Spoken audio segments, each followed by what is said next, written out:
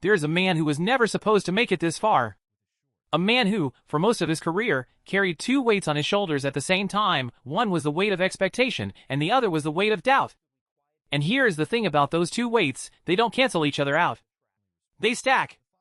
And for years, Bubba Wallace drove a race car with both of them pressing down on him, lap after lap, race after race, season after season. And most people watching from the outside had already made up their minds about him. They said he was too emotional, too distracted, too political, too outspoken. They said Michael Jordan had made a mistake putting him in that car. They said 23XI Racing would never win anything serious as long as Bubba Wallace was behind the wheel. And every single time he had a bad race, every spin, every crash, every disappointing finish, those voices got louder. But here's what those voices never accounted for.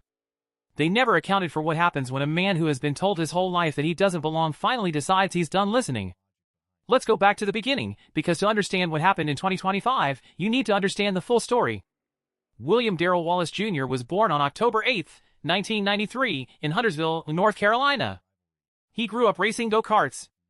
He had raw talent that was impossible to ignore.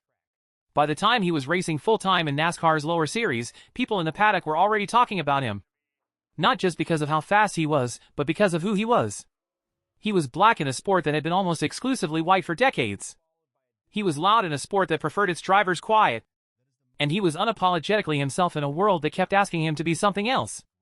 He made his way up through the Truck Series, the Xfinity Series, and eventually landed a full-time Cup Series ride with Richard Petty Motorsports in 2018, driving the legendary number 43. That first season, he finished second in the Daytona 500. Second. In his very first full-time Cup race. For most drivers, that would have been the launchpad of a legendary career. But NASCAR is not a sport that rewards potential alone. You need resources. You need the right team. You need the right car. And at Richard Petty Motorsports, despite the historic name on the door, the resources were never quite there. Still, he stayed. He ground it out. And then in 2020, the world changed. George Floyd was murdered. Protests erupted across the United States.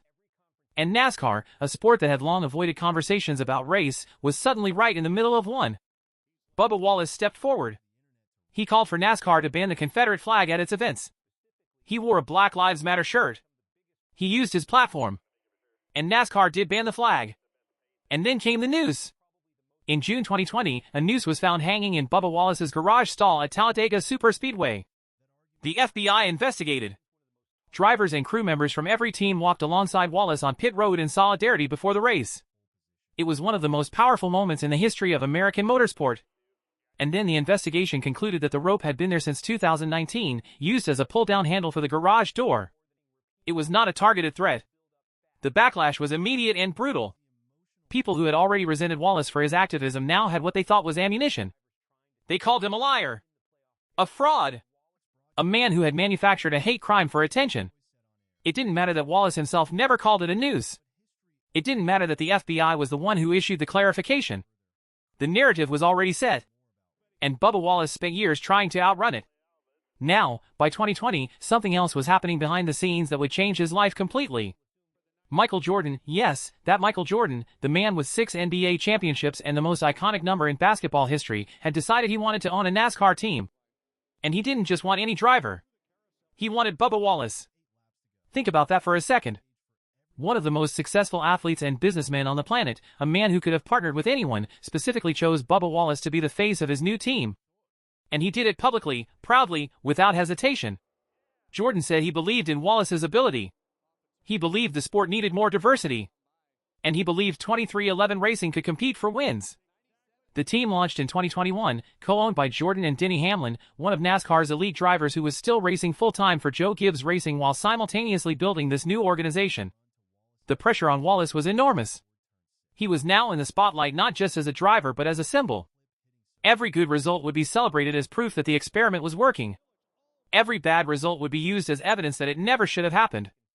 And then in October 2021, at Talladega Superspeedway, the very same track where the noose incident had happened, Bubba Wallace crossed the finish line first. His first career Cup Series win. At Talladega. Of all the places in the world, it was Talladega. The win came under caution due to rain, and once again the internet erupted. People complained the win wasn't legitimate.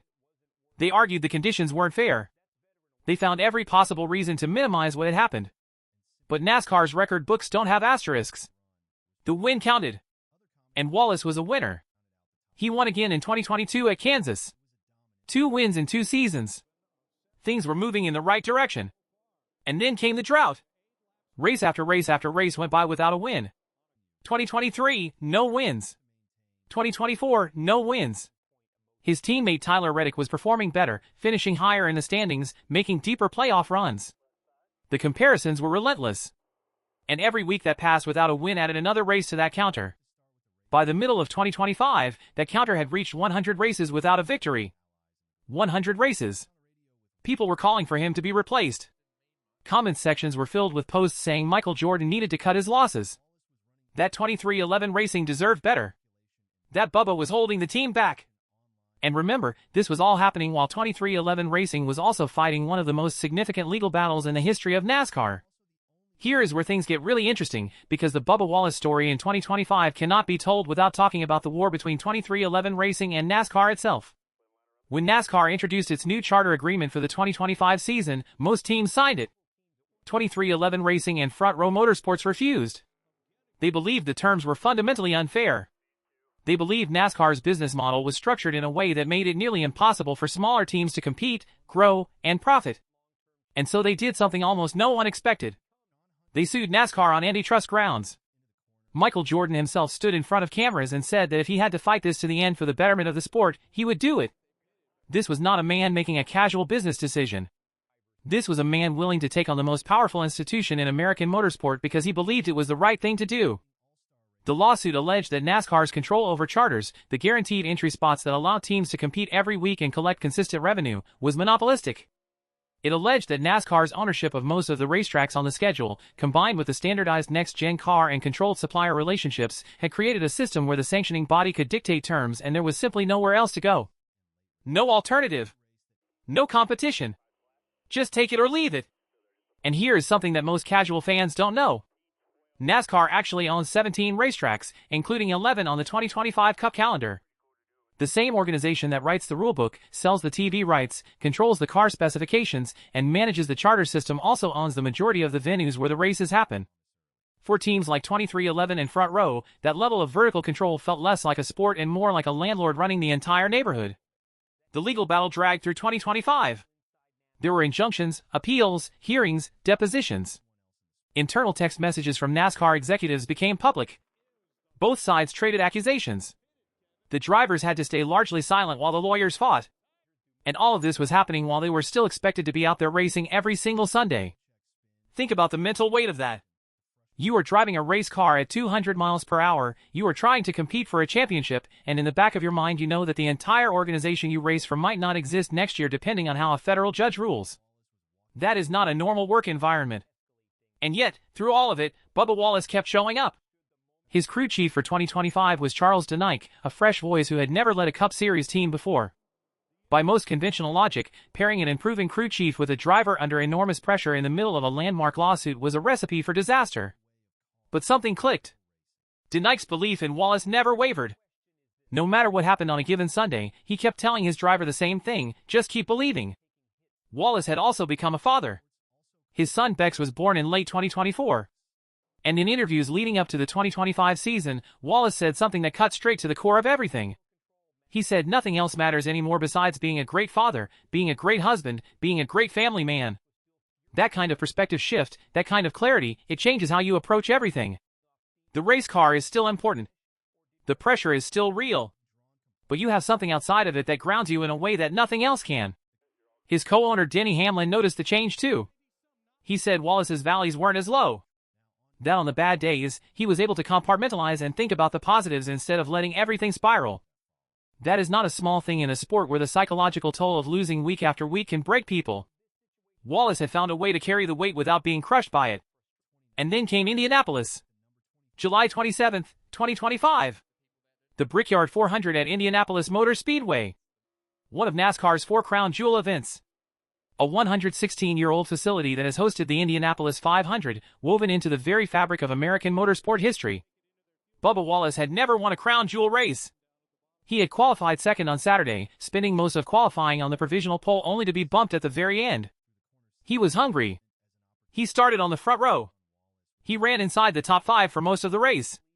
And then, in the final stage, he began to take full control. His team executed perfectly on pit road. Strategy calls were precise.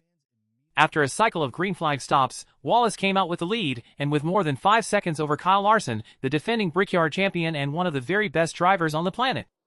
It should have been straightforward from there. But NASCAR does not do straightforward. Rain came. Out of nowhere. With 4 laps left in regulation, the caution flew. The cars slowed. Crews scrambled. And Bubba Wallace sat in that number 23 Toyota on Pittsburgh Road with 20 minutes of downtime to think about what was about to happen. In that red flag period, his own brain became his biggest enemy. He later admitted that the doubter inside his head came rushing back.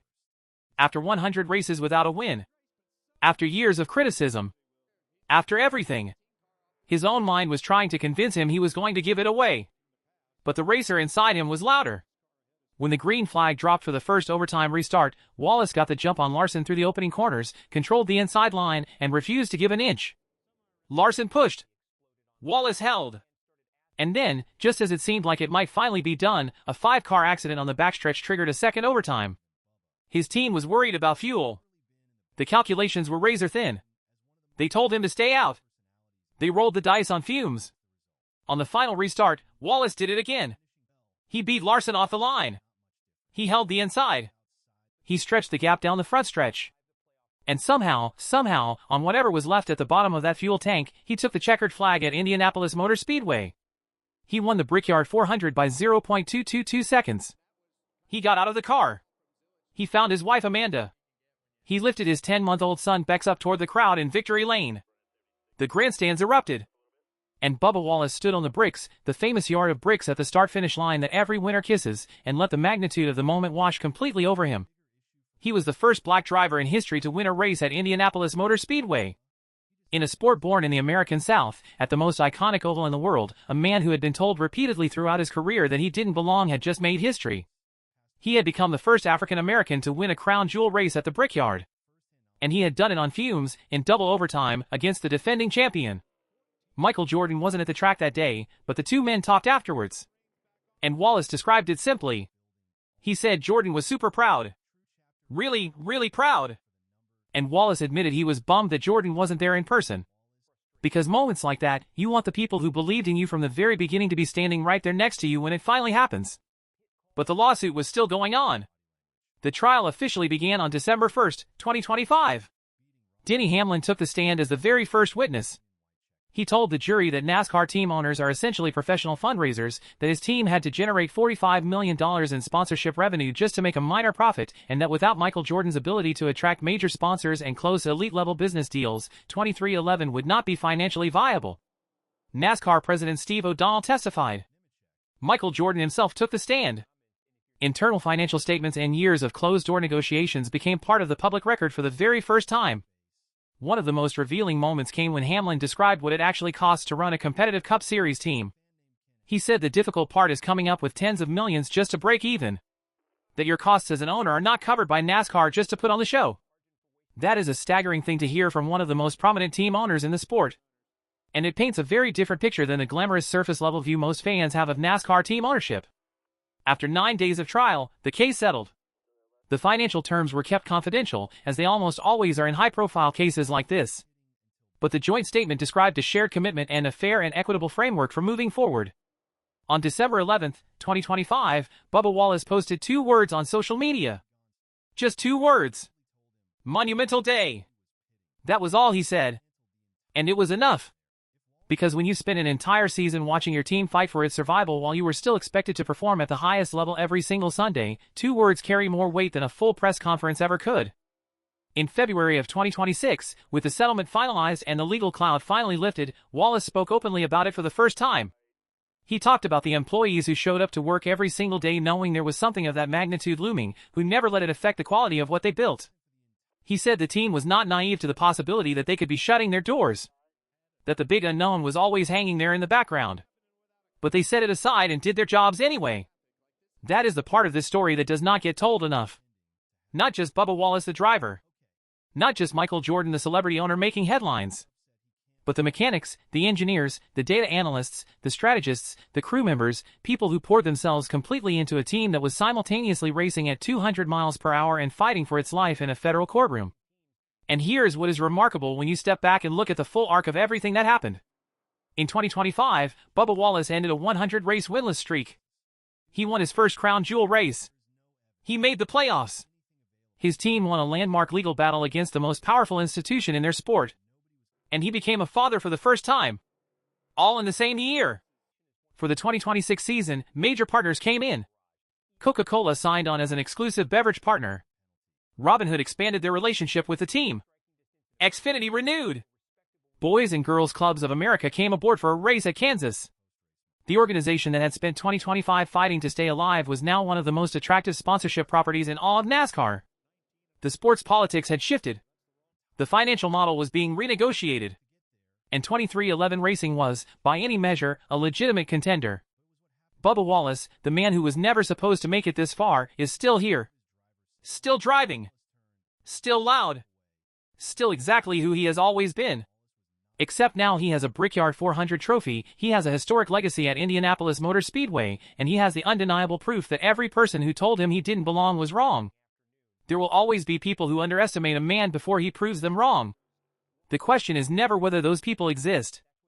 The question is whether the man has enough belief to outlast them. Enough resilience to keep showing up on the hard days. Enough clarity to know what actually matters versus what is just noise. Bubba Wallace answered that question at Indianapolis Motor Speedway on July 27, 2025. In double overtime. Running on fumes. With the whole world watching. And the bricks don't lie.